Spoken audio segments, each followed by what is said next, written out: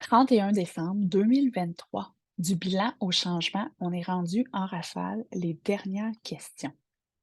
Alors aujourd'hui, je vais y aller à l'inverse. Aujourd'hui, le 31 décembre, j'ai posé la question suivante. Question que j'ai posée à mes amis dans un souper de filles hier. C'est quoi le mot qui résume ton année? Si tu avais à mettre un mot, M-O-T, parce que si tu mets M-A-U-X, mais ça se pourrait. Mais M-O-T, c'est quoi le mot qui résume le mieux ton année? Selon toi, il n'y a pas de bonne ou de mauvaise réponse.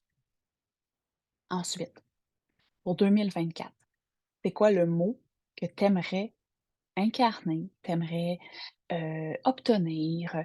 Qu'est-ce que tu voudrais que ça soit ton mot, espérant que ça soit quand même positif, pour 2024? Et entre les deux, c'est quoi le pont pour passer de ton année 2023 à 2024? C'est quoi le plus petit pas possible que tu peux faire dès maintenant? On a souvent des rêves, on a souvent des ambitions qu'on croit que c'est impossible. J'avais entendu quelqu'un une fois dire, «C'est quoi ton plus grand rêve?» Puis la personne avait dit: «Écrire un livre», tu sais? Puis, ben, quand je vais être à ma retraite ou quand je vais avoir du temps ou quand je vais avoir de l'argent, mais si c'est ton plus grand rêve, go! Écris, ça prend pas d'argent. J'ai une amie aussi qui disait, «Hey, moi je gagne 55 millions, je dors», tu sais? À la blague, j'ai dit j'aime ça des fois dire: «OK les filles, vous gagnez 55 millions là, qu'est-ce que vous faites de différent?» Tu sais? Puis la fille a dit: «Je vais dormir». Mais va te coucher, ça coûte rien. Tu comprends? On pense souvent que c'est impossible, mais c'est quoi le plus petit pas possible que tu peux faire vers ce que tu as besoin présentement? On s'entend que c'est probablement pas ta mission de vie de dormir, sinon, tu risques d'être mort. Mais c'est probablement parce que tu as besoin de repos puis tu as pas honoré ça. Donc va te coucher. Demain, tu me diras c'est quoi ton plus grand rêve. Donc si je vais à la question 23, c'était, est-ce que tu as fait ton ménage? Ton ménage énergétique, ton ménage, physique? Puis pourquoi je mêle les 2? Parce que chaque objet a une énergie. Elle peut avoir une énergie à haute vibration ou à basse vibration. Si c'est un objet qui te rappelle une douleur, émotionnelle, un événement traumatisant, c'est sûr que ça porte pas une super fréquence, puis je me demande pourquoi tu gardes ça. Sans jugement, mais pose-toi la question, est-ce que ça te sert? Tu sais, est-ce que ça te fait du bien ou ça te nuit d'avoir cet objet-là? OK, on a tous des objets là, fonctionnels là, pour la cuisine, la salle de bain, des choses comme ça, mais pour le reste, les souvenirs aussi, tu sais. Des fois, on garde des photos, des souvenirs de plein d'affaires. Est-ce que quand tu regardes cette photo-là, ça t'emmène en joie ou ça t'emmène dans une profonde tristesse? Est-ce que tu veux vraiment garder ça? Fait que pense-y. La question 24, c'était, quelle place occupe la famille pour toi? Est-ce que tu fréquentes ta famille? Est-ce que, tu as perdu des membres de ta famille que tu peux plus voir? Est-ce que tu es en chicane avec ta famille? Est-ce que ta famille, tu la côtoies juste à Noël ou tu la vois dans toute l'année? Tu sais, c'est quoi? Est-ce que, tu es satisfaite de la place qu'occupe la famille dans ta vie? Peut-être que tu dis: «Hey, moi, je les vois pas souvent, puis c'est bien parfait» ou «Je les vois pas souvent, mais j'aimerais ça les voir plus» ou «Je les vois très souvent, puis j'aimerais ça les voir moins».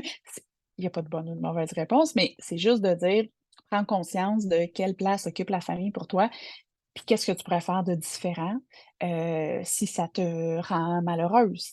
Tu sais, c'est surtout ça, là, on fait du bilan au changement, c'est de dire: «OK, on prend conscience, il y a peut-être des choses qui vont super bien dans notre vie, puis on fait: "Parfait, qu'est-ce que je fais pour continuer comme ça?" ou «Qu'est-ce que je fais pour changer ça?» C'est la raison, du bilan. C'est pas pour juger, tu sais? Ah, un petit pouce. Question 25 et c'était: «C'est quoi la relation que tu as avec la nourriture?» Bon, on s'entend, c'est sûr que dans le temps des fêtes, souvent, pour la plupart des gens, heu, on mange. On mange différemment, on mange beaucoup, on a des parties, c'est correct, il y a pas de bon ou mauvais. Mais quelle place occupe la nourriture pour toi? Est-ce que c'est une angoisse? Parce qu'on pas tout le monde qui en parle, mais il y en a beaucoup qui ont des troubles avec, la nourriture, tu sais, qui sont angoissés, qui vont calculer leur poids, qui vont se sentir coupables d'avoir mangé, qui ou qui se privent toute l'année, puis là, quand ils arrivent dans j'avais dans le bol à punch. Quand il arrive dans le buffet, c'est comme: «Mon Dieu, je vais manger pour les 364 derniers jours que je me suis privée». Est-ce que tu es comme ça? C'est juste de l'auto-observation, puis tu sais: «Ouais, c'est vrai, là», tu sais, quand je vois des chips, c'est comme: «Ah, j'en achète pas chez nous», fait que je me pitche dans le bol à chips, tu sais. Juste s'observer, puis dire: «OK, qu'est-ce que je comble, là, en allant manger, tout ça?» 26, quelle est ta relation avec, la consommation, le matériel, hein? C'était le Boxing Day. T'as-tu tendance à dire: «Oh my God, je vais acheter tout ce qui est en spécial, puis je vais au cas où que ça soit plus jamais disponible», tu sais? As-tu tendance à stocker, à manquer de place, peur de manquer? Donc c'est quoi ta relation avec, la consommation matérielle? 27, le sabotage. Ouais, ça, c'était juste de s'observer parce que des fois, on veut faire des choses ou, tu sais, on a toutes des histoires drôles où quelqu'un dit quelque chose, puis tu dis: «Voyons, ça avait pas rapport», tu sais, puis des fois, tu as l'impression que c'est même pas toi qui as dit ça. Tu comprends pas pourquoi ça a sorti de même, tu sais. J'ai fait ça, sortir une phrase tellement pas rapport, récemment, puis, tu te dis: «Ben voyons», c'est comme si mon inconscient m'avait protégée. Je me dis: «Ben, j» en tout cas. On sait, là, je parle souvent de neurosciences, on a conscience 5 des choses, là. Le reste, c'est comme on est sur le pilote automatique, là, 95 là, du reste, là, c'est du pilote automatique, de l'inconscient. Tu peux rajouter là-dessus toutes tes mémoires, transgénérationnelles, ce que tes ancêtres ont vécu, puis que toi, tu répètes sans trop en avoir conscience. Donc, as-tu tendance, parfois à te saboter? C'est vraiment la journée du pouce. Quoi d'autre? 28. Comment va ton estime personnelle? Alors, j'ai parlé que l'estime personnelle, elle a 3 composantes et souvent dans les femmes, qui ont une énergie très, yang là, tu sais, qui sont dans le milieu, corporatif, qui ont des postes, qui sont vraiment dans leur énergie de faire, d'accomplir, de résultats, ils ont souvent confiance en elles. Puis ils font: «Ben moi, mon estime, ça va, ma confiance en moi, ça va bien». Ben la confiance en soi, c'est que tu sais que tu as la capacité, tu as les connaissances, tu as les ressources pour accomplir ce que tu dois accomplir. Donc, tu as confiance que tu vas y arriver, peu importe ce que la vie va mettre sur ton chemin, OK? Mais il y a 2 autres composantes, qui sont super importantes et que là, la jante féminine, c'est souvent là que ça va moins bien, tu sais? Donc, il y a l'amour de soi, être capable de se pardonner, s'aimer, peu importe, avec notre ombre, notre lumière, hem, tout ce qui s'est passé. Puis, tu sais, j'ai des gens dans mon entourage qui se sont séparés récemment, puis on discute de ça, puis, tu sais, la culpabilité de mère, moi, de toute façon, je pense que la culpabilité, ils nous la donnent à l'accouchement, là, dès qu'on sort de l'hôpital, tu sais, tu sors avec un bébé et une culpabilité. Et si tu te sépares en plus, ben là, tu te sens coupable le restant de tes jours de, tu sais, de pas avoir tenu la famille et tout. Bon, c'est peut-être pas tout le monde comme ça, mais j'ai beaucoup de monde dans mon entourage qui ont ce ressenti-là quand même. Alors c'est apprendre aussi à se pardonner, puis de se dire: «Ben écoute, tu sais, non, quand j'ai décidé d'avoir un enfant, c'était pas ça que je souhaitais» ou «Non, quand je me suis mariée, c'était pas ça que je souhaitais, de me séparer». Ou quand j'ai commencé mes études, non, c'était pas ça que je souhaitais d'abandonner ou mais c'est correct. Comment qu'on on le sait pas si c'était pas justement très parfait. C'est probablement la meilleure chose qui va arriver pour toi, pour tes enfants, tu le sais pas. Mais est-ce que ça te fait du bien de te rappeler ta culpabilité, de rester dans ce discours interne malsain est-ce que ça te fait du bien ou ça te nuit? Parce que de toute façon, la séparation, elle a eu lieu. Fait avance, pardonne-toi. Donc, dans l'estime personnelle, il y a l'amour de soi, c'est s'accepter, peu importe ce qu'on a fait. Même les choses qu'on est déçu de nous ou que ça n'a pas tourné comme on voulait, ben, c'est d'accepter ça. C'est un grand pas. Et l'autre, c'est l'image de soi. Mais ça, l'image de soi, quand tu passes devant ton miroir, est-ce que tu as tendance à faire: «Oh wow, que t'es belle» ou plus: «Ah mon Dieu, t'as-tu fait encore les cheveux gris, puis oh boy, les poches en dessous des yeux, puis quand je mange du fromage, mon dos a l'air d'une balloune», puis tu sais, t'as-tu ce discours-là à chaque fois que tu passes devant le miroir?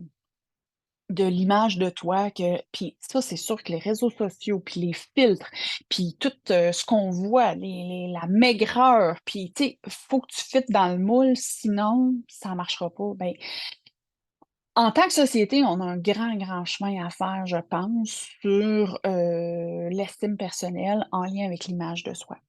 Parce qu'on a voulu faire un beau moule, que tout le monde essaye de ressembler à quelque chose qui a parfois même pas de l'air sain. Je vais m'arrêter là. Mais toi, ton estime personnelle, c'est quoi, hem, dans les 3 composantes? C'est où qu'en 2023 ça a chiré en bon français? Puis qu'est-ce que tu voudrais changer pour 2024? 29? T'as-tu conscience de tes chiffres? Ah ouais, là, ça, c'était la journée où j'étais dans ma comptabilité, puis je me disais: «Veux-tu bien me dire pourquoi j'ai attendu le 29 décembre?» C'est important. C'est important parce que, on veut pas toujours voir la réalité de nos chiffres. Hem, En entreprise, j'ai fait beaucoup ça, ce qu'on appelait le spend analysis, donc l'analyse des chiffres, hein, les dépenses. Est-ce que tu sais combien tu dépenses? Tu as un budget, est-ce que tu le respectes ou pas, ou tu as aucune idée?